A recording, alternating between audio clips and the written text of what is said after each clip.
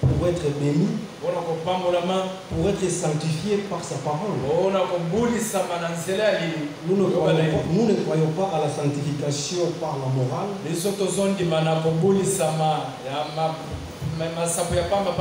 nous sommes sanctifiés par la parole de Dieu. Ainsi, vous allez vous tenir debout pour consacrer ce culte entre ses mains, pour que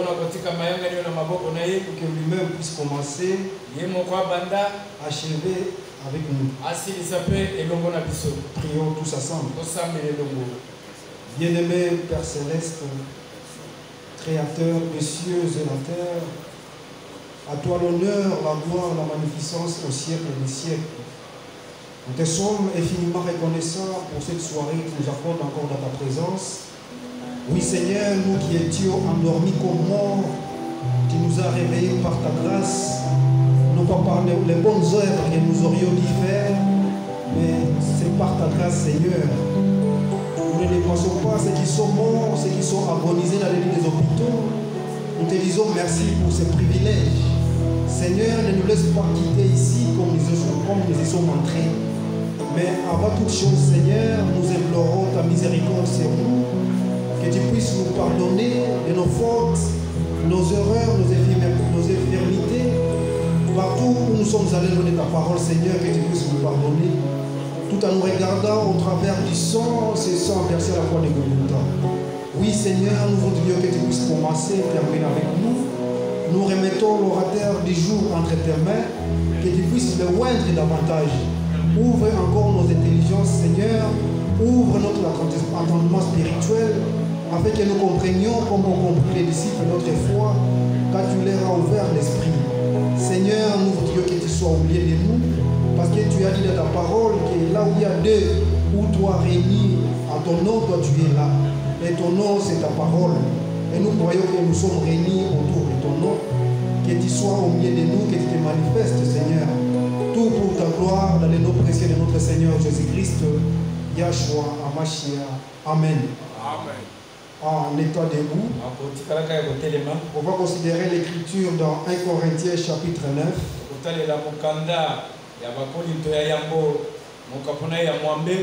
À partir du verset 25. 1 Corinthiens 9, le verset 25, j'ai lu au nom du Seigneur Jésus-Christ. Tous ceux qui combattent s'imposent toute espèce d'abstinence. Tous ceux qui combattent s'imposent toute espèce d'abstinence. Et il est faut pour obtenir une couronne corruptible.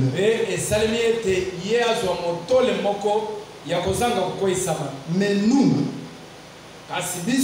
faisons-les pour une couronne incorruptible. Moi donc je cours, non pas comme la voie, non pas comme l'aventure. Je frappe non pas comme battre l'air, mais je traite durement mon corps et je le tiens assujetti de peur d'être moi-même rejeté après avoir prêché aux autres.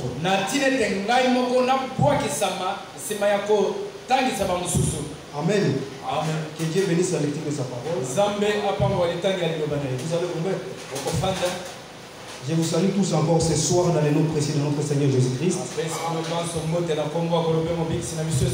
Comme nous le disions toujours,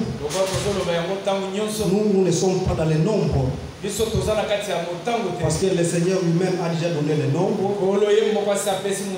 Que là où il y a 2 ou 3 réunis à son nom.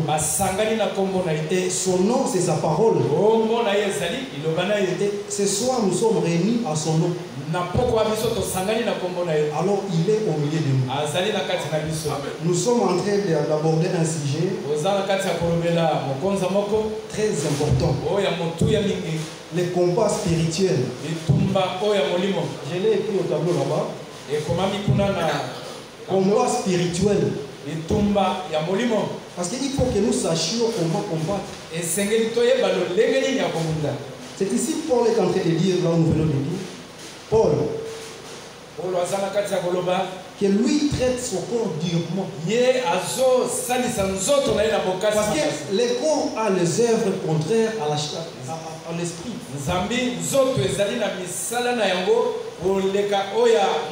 Du coup, il y a le combat qui s'installe entre ces deux œuvres. Les œuvres de la chair et les œuvres de l'esprit.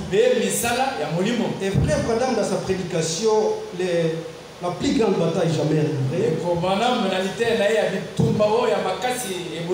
elle est en train de montrer les terrains du combat. Où se passe ce combat-là?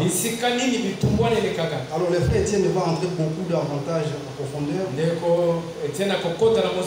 pour que nous sachions comment combattre. Parce que les combats que nous livrons, ce n'est pas le combat de la chair. C'est contre les esprits imbus.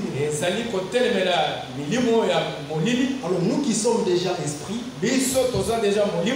par la nouvelle naissance, nous devons savoir les tactiques de combattre. Il ne faut pas venir combattre les esprits avec le modèle de la chair. Non. C'est comme ça qu'il a été important que nous sachions les tactiques. Ça plus tarder, je vais inviter le frère Etienne pour qu'il puisse nous parler de la part du Seigneur. Bien-aimé.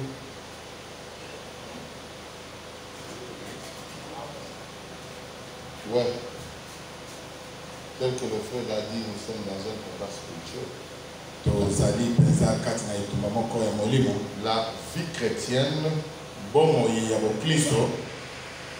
c'est une vie de combat. On n'a pas dit que quand vous êtes devenus des chrétiens, il faut maintenant croiser les bras. Vous devez savoir que la guerre est déjà déclenchée. Est déclenchée parce que le diable et les démons ont été précipités sur la terre.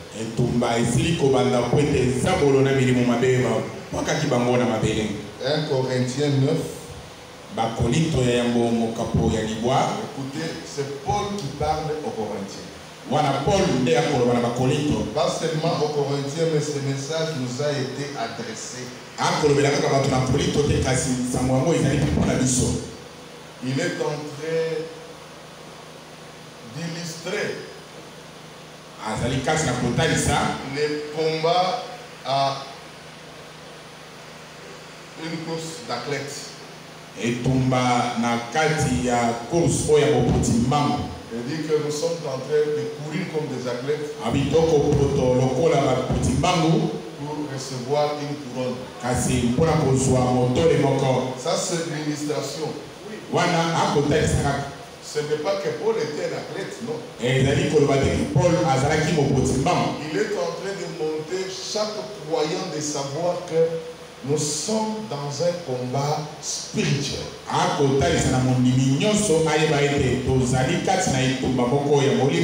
Le verset 24. Ne savez-vous pas que ceux qui courent dans les stades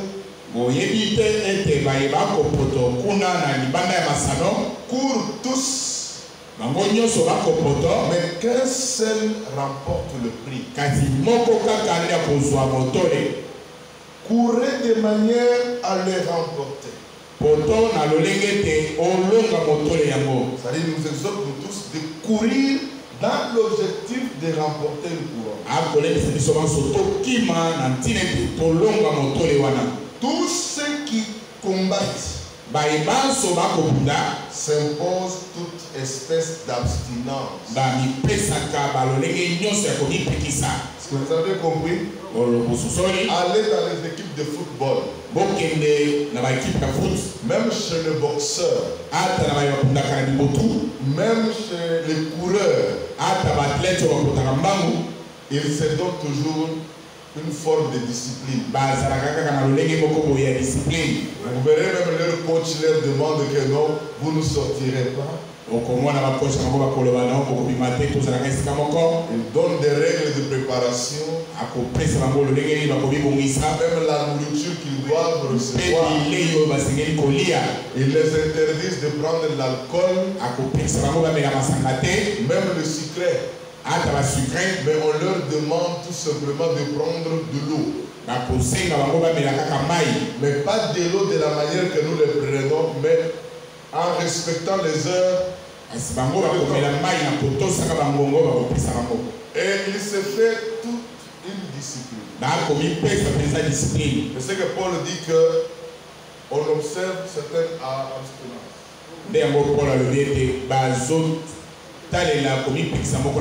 Et ils le font pour obtenir une couronne. Il dit une couronne corrective. Mais nous le croyons, nous faisons-le pour une couronne incorruptible.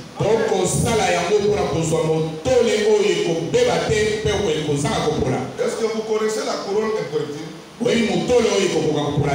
que beaucoup de gens pensent que Jésus-Christ viendra avec des trophées pour commencer à nous remettre. Non. Il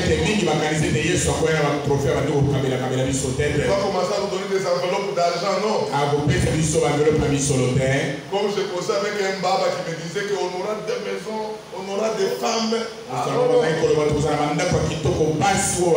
Même au ciel, il n'y a pas une maison qui sera construite avec des briques. Non. Jésus est allé nous préparer une place au ciel. Il est allé nous préparer des corps. C'est des corps de la transmutation. En d'autres termes, nous les appelons la théophanie. C'est ça la couronne. Quand nous allons transmuer, nous serons semblables à lui. Amen. Et nous allons le voir tel qu'il est. Aujourd'hui, nous ne le voyons pas. Nous servons Jésus sans le voir. Mais l'un de ces 4 matins, nous allons le voir tel qu'il est. Et nous serons semblables à lui. La transmutation là, le changement du corps. Parce que le corps que nous avons, c'est un corps de tuberculose. C'est le corps de cancer. C'est le corps du péché. Ce n'est pas ce corps qui héritera le royaume. Ceux qui seront vivants le jour de l'enlèvement, le véritable croyant, le salut, ils vont transmuer. Ils prendront le corps de la jeunesse. Comme Abraham avait transmué. Et Sarah aussi. Oui. On dit que Dieu les avait rajeunis. Jusqu'à preuve de contraire que Pharaon commença à convoiter la femme d'autrui. Alléluia. Amen. Mais nous serons aussi transmués. Et tous les frères qui sont morts maintenant, dans ceux qui sont morts hier, pas mourir dans une église, non.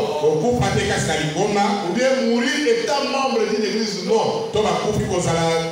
Mais mourir croyant la promesse de son jour. Ayant la vraie foi. Lorsque tu as reçu la parole de la vérité de ton temps, sont ceux-là qui vont ressusciter dans un corps de gloire. La réception de ce corps-là, c'est ça le couronnement. C'est ça la couronne incorruptible. J'ai toujours donné l'exemple l'exemple de messager Martin. Il avait vu une vision. Qu'il est arrivé seulement à la porte du temple. Et il a vu le Seigneur dans sa gloire, assis dans le temple. Même expérience avec Esaïe. Parce qu'Esaïe a vu le Seigneur dans le temple. Alors Martin, quand il avait vu ça, maintenant quelqu'un est venu lui dire que quitte là-bas, approche-toi, entre à l'intérieur. Il dit ne me dérange pas. Le fait de le voir tel qu'il est suffisant pour moi. C'est ce que nous attendons. Pour le voir tel qu'il est, nous serons semblables à lui. Nous porterons le corps de la gloire. C'est ça le couronnement. Maintenant l'apôtre Paul dit que tous ceux qui espèrent à ce couronnement-là, il dit moi donc je cours, non pas à l'aventure. Je frappe non pas comme battant de l'air, mais je traite durement mon corps. Vous savez, nous sommes arrivés à l'époque de traiter notre corps durement. Il arrive de fois que même le désir de la chair, à un moment il faut le refuser. Ça risque de vous empêcher au couronnement. On doit traiter notre corps durement. En tant que chrétien, on doit observer des observations on doit observer des disciplines. On doit s'abstenir à certaines choses qui ne donnent pas gloire à Dieu. Amen. C'est dans le combat à laquelle nous sommes. Nous devons nous discipliner. Je traite durement mon corps et je le tiens assujetti de peur d'être moi-même désapprouvé après avoir prêché aux hommes. Alléluia. C'est pourquoi nos prédicateurs seront jugés sévèrement. Parce que vous risquerez de prêcher et rater les couronnements. Être désapprouvé par le Seigneur. Ainsi mes frères, nous devons nous donner des disciplines pour les couronnements. On peut prendre encore 2 Timothée. 2 Timothée 4. 2 Timothée 4, le verset 6. Car pour moi je sers déjà des libations.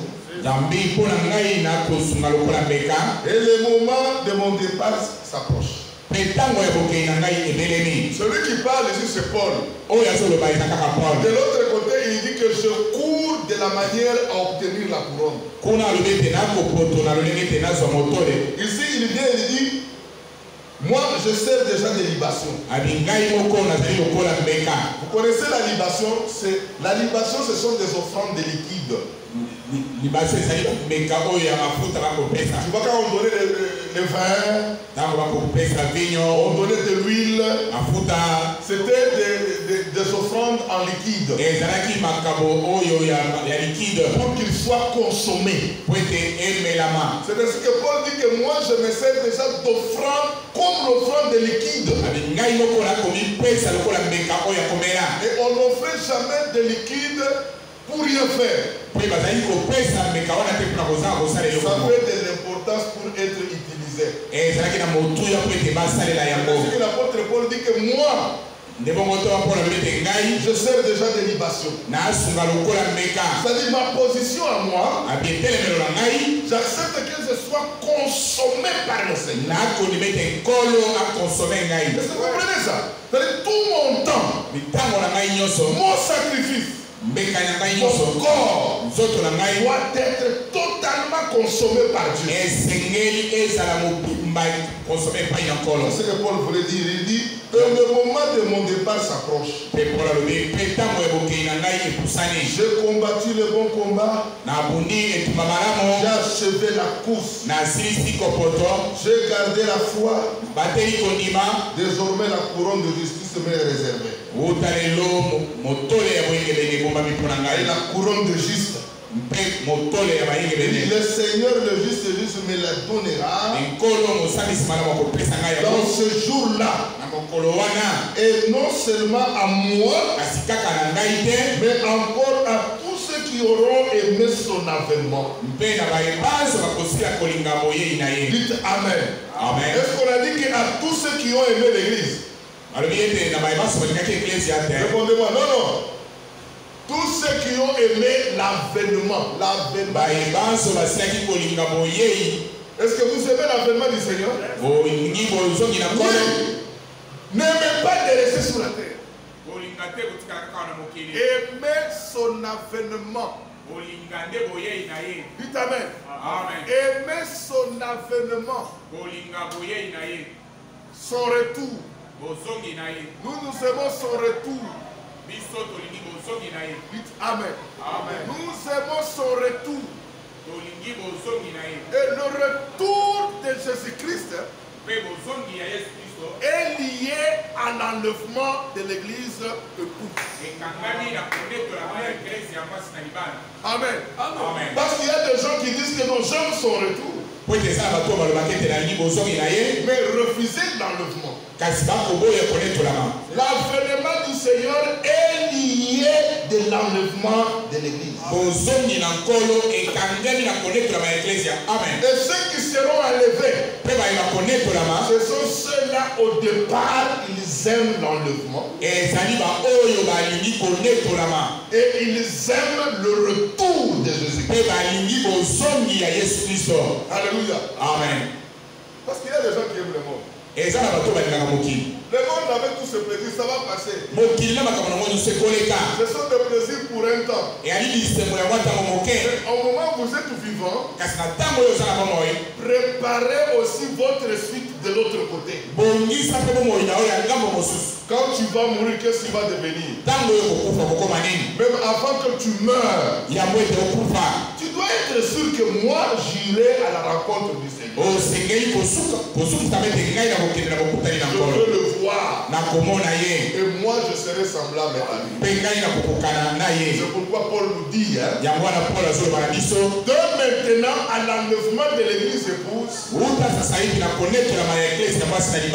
devons nous faire toute une discipline pour aller dans l'enlèvement. Amen.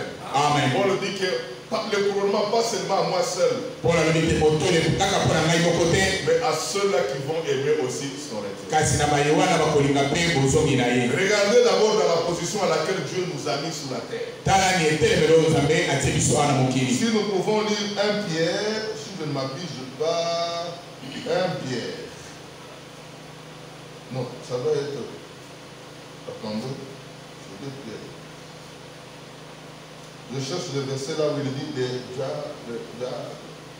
rôde autour de nous comme un lion rugissant. Ok. Vous connaissez, ça doit être 1 Thessaloniciens 8. Il dit, d'abord au verset 6. Humiliez-vous donc sous la puissante main de Dieu, afin qu'il vous élève au temps convenable. Je mets point là. Sous sa puissante main. Je vais vous dire une chose. Dieu, il a deux mains. Dieu a deux yeux. La main puissante de Dieu. Ça c'est un secret que je vous donne. Ce n'est pas comme ma main comme ça. La main puissante de Dieu, c'est son envoyé. C'est ça la main puissante de Dieu. Parce que beaucoup de gens pensent que non, la main c'est comme ma main ici. Beaucoup de pasteurs prêchent, humiliez-vous sous sous la main puissante de Dieu. La main puissante de Dieu, c'est son envoyé. Mais l'humilité envers la main de Dieu, c'est la crainte de Dieu. Amen. La crainte de Dieu, c'est écouter son envoyé. Et quand vous écoutez son envoyé, vous vivez ce que l'envoyé dit.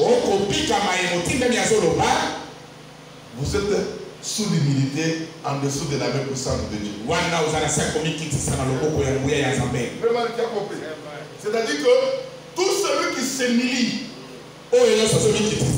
à l'envoyé de Dieu, il écoute l'envoyé de Dieu, il a la crainte de Dieu. C'est celui-là que Dieu élèvera au temps convenable. La prédication de dimanche, Frère Franck a montré plus clairement. Il a dit que Pérégrine, il m'a dit qu'il y a 9 églises ici. Mais moi je lui ai dit, pourquoi c'est 9 églises? Suivez très bien.